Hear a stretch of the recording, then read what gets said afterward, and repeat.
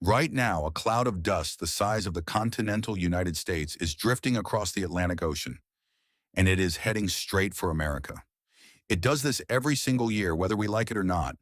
Nobody signed up for this. Nobody voted.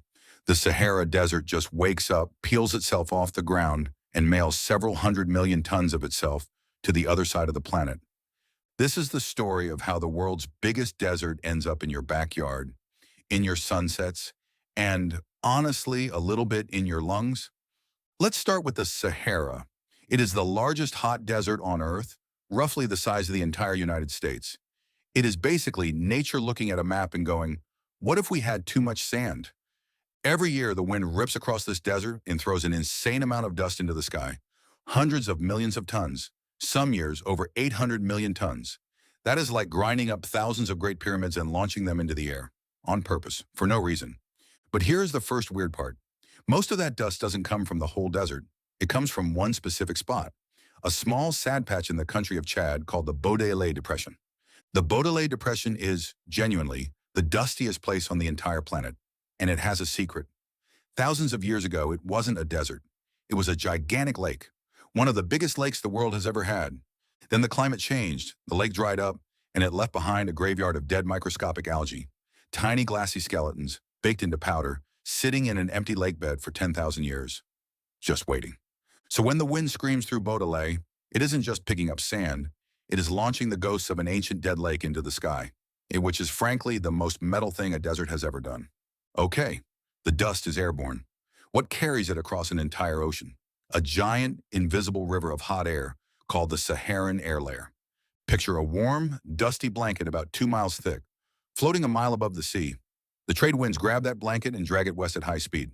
The dust does not gently drift. The dust gets absolutely launched across the Atlantic. The journey is about 5,000 miles, and it is fast. A single grain of Saharan dust can go from Africa to the Caribbean in 5 to 7 days.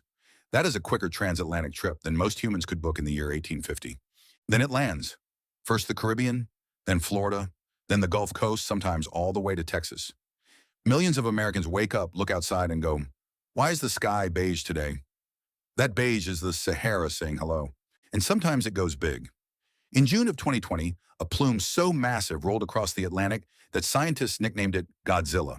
It turned skies milky all the way from the Caribbean into the southern United States, and set records nobody even knew existed for most desert in the air at one time. And America isn't even the Sahara's only target.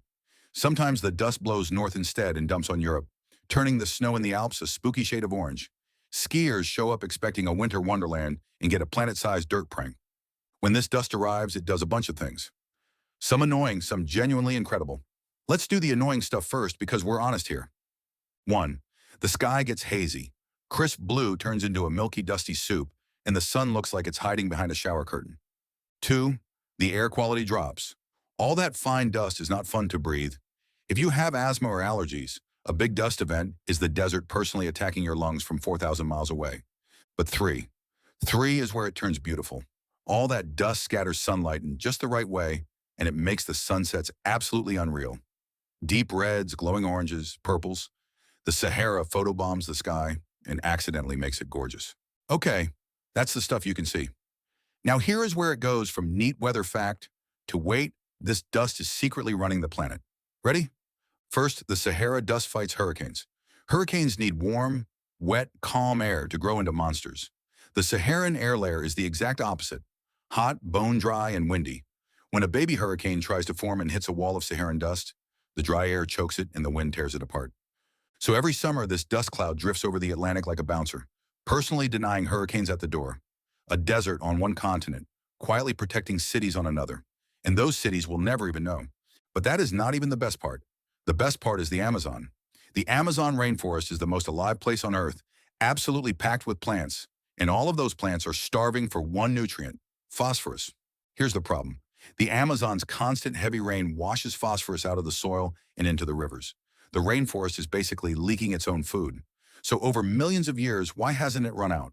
What keeps refilling the tank? The Sahara. That dust from the dried up dead lake in Chad is loaded with phosphorus. Every year, tens of millions of tons of it drift across the ocean and rain down gently over the Amazon. Around 22,000 tons of pure phosphorus, almost exactly enough to replace what the rainforest loses. Let that sink in.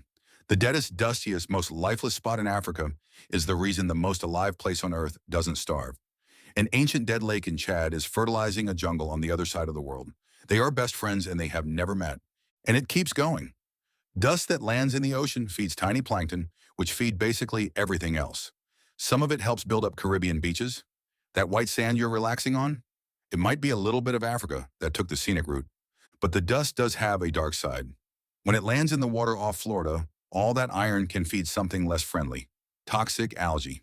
Scientists think Saharan dust can help fuel red tide, the blooms that kill fish and clear out beaches. The same dust that feeds a rainforest can also throw a very unwelcome pool party in the Gulf. So let's zoom out. A lake dies in Africa 10,000 years ago. The wind grinds its skeleton into dust. A river of hot air hurls that dust 5,000 miles across an ocean. On the way, it strangles hurricanes. It feeds the Amazon. It builds beaches. It paints the sky red. And it makes a guy in Florida sneeze. All of that from dirt that simply decided to travel. And the wildest part?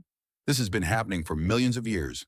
Long before us, long before anyone was around to complain about a hazy sky, the Sahara was already mailing itself across the ocean, quietly keeping entire ecosystems alive. So the next time the sky turns a weird shade of beige and your car is wearing a fresh coat of grit, don't be mad. You're not looking at pollution. You're looking at a 5,000-mile-old care package from the world's biggest desert. A little piece of an ancient lake that crossed an ocean to keep a rainforest alive. The Sahara is not just sitting there. The Sahara is on the move. And it is doing more for the planet than most of us manage in a lifetime. Amen. If you enjoyed watching dirt become the main character, you'll like the rest of this channel. We get curious about random stuff so you don't have to. Subscribe and go feed your idle curiosity.